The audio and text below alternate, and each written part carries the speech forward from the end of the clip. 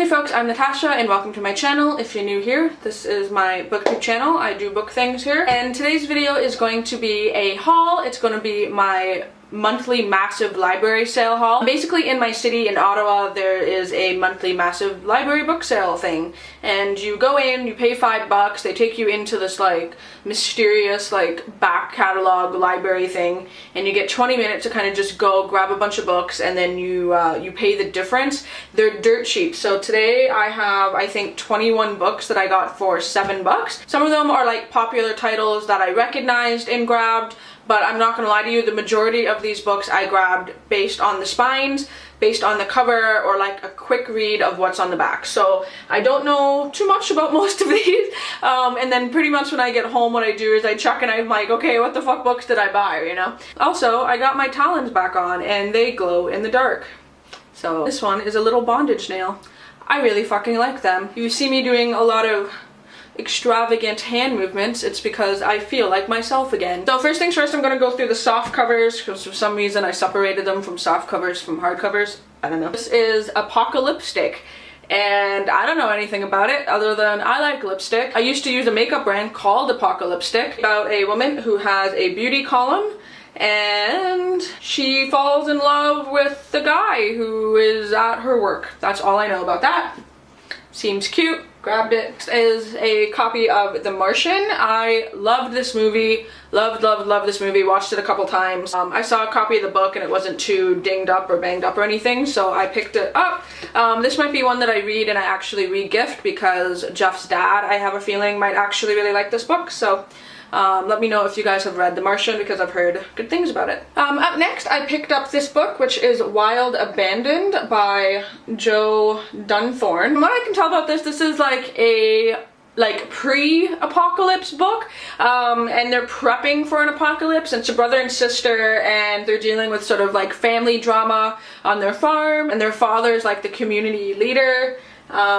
You know, you see the spine and I went, ooh, this looks like a new-ish book, pretty modern looking, so that's pretty much why I picked it up. Also kind of short, so we'll see what this is about. I picked up Byron Easy, which is by Jude Cook. Again, this is one I picked solely for the cover. Who knows what this is about. Upon reading the back, it says, Byron Easy, a poverty-stricken poet, half-cut and suicidal, is aboard a train to Leeds armed with a bag containing his remaining worldly goods, an empty bottle of red wine, a few books, a handful of crumpled banknotes. He's on the run, not from the usual writer's troubles, money trouble, soul trouble, but from specific trouble, a type that you may have problems identifying with at first. So who knows what exactly he's running from, so I think this might be interesting. I like road trip books. On the run type books can have that same sort of feel as like road trip adventure books, so 400, almost 500 pages. I don't know anything about this. Also, I checked on Goodreads and I think none of these books have a below a 3-star, so that's pretty good. Up next, I picked up The Bermuda's Triangle by Maureen Johnson, and I'm positive I read this at some point in high school, possibly from my library. So I grabbed it, and I'm not entirely sure if this is a reread for me. I think I might have read this before. And I also grabbed The Summer I Turned Pretty by Jenny Han. I've heard a couple people that I like on booktube here read this book recently. Julie from Pages and Pens read this, and I just saw it and went, oh, that's a book I recognized, and grabbed it. And not too sure what this is about. Summery beach house and like falling in love with the boy, or love triangle amongst teenagers. Something like that. I don't know. Another book that I recognize, which I think this is really cool, so I picked up Lucky in Love by Casey West. This is a pretty new release. It came out in like July, and so it's actually the uncorrected proof version, which is really neat. So it's like the publication date's actually in August. And so it's kind of just like a brand new book, and they had like 8 copies of it, so I thought that was really neat. So excited to read this one. This one is about a girl who wins the lottery and sort of how that changes her life, and then she meets a guy at her work that doesn't know that she won the lottery, and I think they like fall in love and crap. So up next, I grabbed this book called Bobcat and Other Stories by Rebecca Lee, and this is one that I grabbed again because of the font and like the feeling of this book. It's that like canvas texture, which I love. This is a collection of short stories which they sound interesting. So it says a university student on her summer abroad is offered the unusual task of arranging a friend's marriage. Then secret infidelities and one guest's dubious Bobcat-related injury propel a Manhattan dinner party to its unexpected conclusion. So it says students at an elite architecture retreat seek the wisdom of their mentor but end up learning more about themselves and one another than their shared craft. So I think it's just a collection of little short stories. This is definitely, I think, going to get bumped up on my TBR because I've been really into like short stories. Also, what is that called when the pages are like rough cut like that? What is that? But like all the books I've been liking lately have like pages like that. Dear Emma, a novel by Katie Heaney. I thought it's interesting how like the author's name isn't in caps. I guess that's some sort of stylistic choice. She's the author of a newspaper's advice column, and so it's her like giving advice to some person that I'm sure she falls in love with or something. I don't fucking know. Same thing for this one. Didn't know what this is about, but I was like, it's got space and I like space, so let's do it. This is Luna, New Moon by Ian MacDonald. Has anyone heard anything about this? I don't know. So it says in the back, the moon wants to kill you. She has 1,000 ways to do it. The bitter cold of vacuum, the lethal sleet of radiation, choking dust as old as earth, your weakening bones. Or you could simply run out of money or water or air, or you could simply run foul of one of the 5 dragons, the corporation that rule the moon and control its vast resources. But you stay because the moon can make you richer than you can imagine. Adrina Corcia is 80. Her family run Corcia Helio. They survived the vicious corporate wars and the dangerous peace that followed. Adriana may have to die, but she will not be killed by her rivals or the moon. Whatever happens to her, Corcia Helio will not die. So I think it follows like an old lady living on the moon trying to stay alive. I think that sounds fucking great. And then lastly, for softcover books, I feel no shame.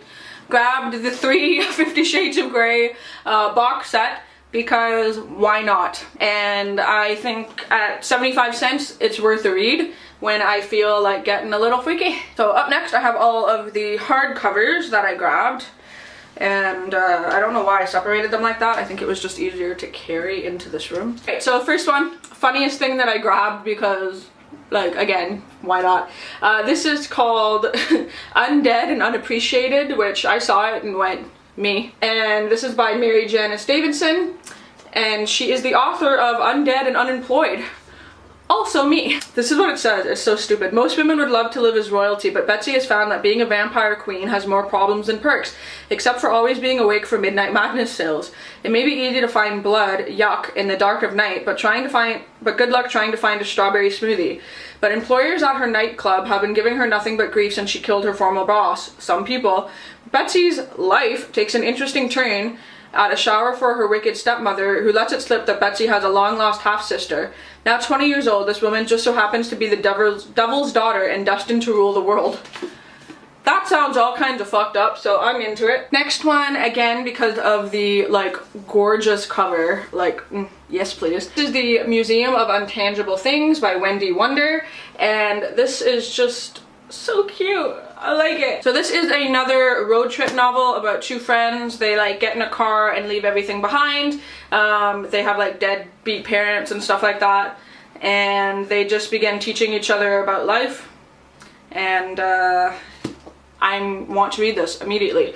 And like, this is just a book that I just picture carrying around because it's so pretty. Look at the cover. It's everything. It's so like Tumblr. When did this come out? Doesn't that not look like a 2017 released book to you? I don't know. Probably the funniest thing that I picked up in this haul was one that I just grabbed because I thought it was hilarious. Alright, so this is Box of Pain presents Highly Inappropriate Tales for Young People by Douglas Copeland and Graham Rameau. Now, take a look at the artwork on this.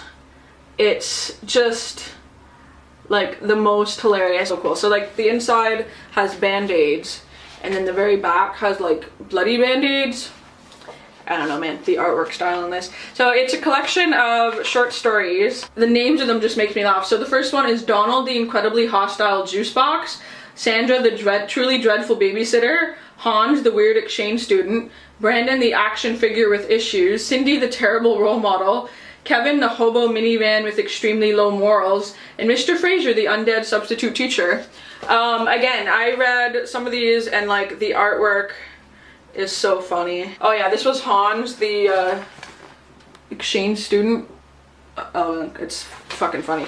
So yeah, really excited I picked this up. It's gonna be a quick read and just really entertaining. This is just random because they all are. This is Bread and Butter by Michelle Walgen. So this is basically a novel about people that work in a restaurant, and it has a lot of like apparently like really awesome like food descriptions and stuff, and they get into like a fight or something in the restaurant and there's drama. But I grabbed it again because of the cover and the fact that like all of the spaghetti is raised, and so like it feels like spaghetti on the cover. I don't know, I liked it. Who knows how this is gonna go, but it sounds interesting enough. Alright, I grabbed this, which is The Unthinkable Thoughts of Jacob Green, again, because of the cover. And I thought it was cool that they have like split colors on the sides. It's about, I think it tells a story from like a teenage boy's point of view. On the inside it says, take one adolescent boy with an overactive imagination and a flourishing libido. Add a narcissistic father who can shower his children with love one minute and verbally cut them to shreds the next.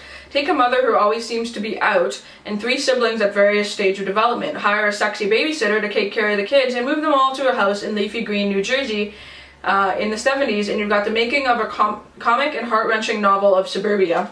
So yeah, I think it's just like a family in suburbia in the 70s, which I'm into. Alright, then I grabbed this, which is The Fates Will Find Their Way by Hannah Petard, and this sounds really very much like The Virgin Suicides, which was one of my favorite movies. Just sort of, if you guys don't know what that movie is, it's basically these teenage boys kind of looking into the life of these 5 teenage girls and what happens like over the course of a summer, they all commit suicide. So it says on the inside, 16-year-old Nora Lindell is missing. The neighborhood boys she left behind are caught forever in the heady current of her absence. As the days pile up, the mystery of her disappearance grows kaleidoscopically. A collection of rumors, suspicions, tantalizing what-ifs. It says Nora Lindell's story is a shadowy projection of teenage lust, friendship, regret, captured magically and disembodied plural voice of the boys who still long for her.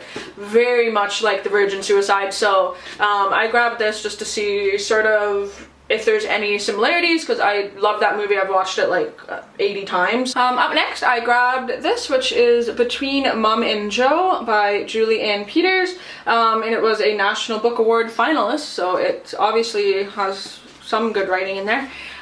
This is really interesting because I grabbed it again because of the cover, ended up getting it home, read it, and went, oh, this might be like really, really good. So it says, Nick has a 3-legged dog named Lucky, some pet fish, and 2 mums who thinks that he's the greatest kid ever. And he happens to think that he has the greatest mums ever, but everything changes when his birth mom and her wife Jo start to have marital problems. Suddenly Nick is in the middle, and instead of having 2 mums to turn to for advice, he has no one. Nick's emotional struggle to redefine his relationship with his parents will remind readers that a family's love can survive even the most difficult times. So I think that's really interesting. I love reading books about family dynamic and drama. I've talked to you guys about that before. It's like one of my favorite things to read is just like family relationships. And I've never read from the perspective of a kid with 2 mums before, so that's gonna be interesting to read. I just love reading from different, like, diverse backgrounds. And then lastly, I just grabbed this big fucking hunk of a book because I didn't know what it was, and I thought that I was just picking, like, little books. So this is called Me Being Me is Exactly as Insane as You Being You. And it's by Todd Heisak-Lowy. But then I noticed this on the bottom and went, the fuck is this? It says it's a novel in list. And that's exactly what it is. So it turns out that the entire book is told literally in like numbered list, which is a format that like I've never heard of before. I've never seen before in a book, and I don't know entirely how much I'm gonna like it. I'm not really sure what this is about. All I know is that, so it is a YA book, and it sort of just talks about a boy who's dealing with a bunch of stuff and like a girl pops up. I don't really want to know too much about this because it is such a weird format that I want to go into it kind of blind and just sort of see where it takes me. So I'm not reading too much about like the inside of it and finding out what it's about. Let me know for sure if you've ever checked this book out. It seems really interesting that it's, like I said, it's told in like numbered list. I don't know. I think that's weird. That is the 21 books that I grabbed for this library sale. Let me know down in the comments below if you've read any of these, which ones you're interested in, which ones you think I should check out first, and all of that stuff. So yeah, let me know if you guys are doing good, how your reading is going, and all that sort of jazz. And until my next video, I will talk to all you soon. Bye!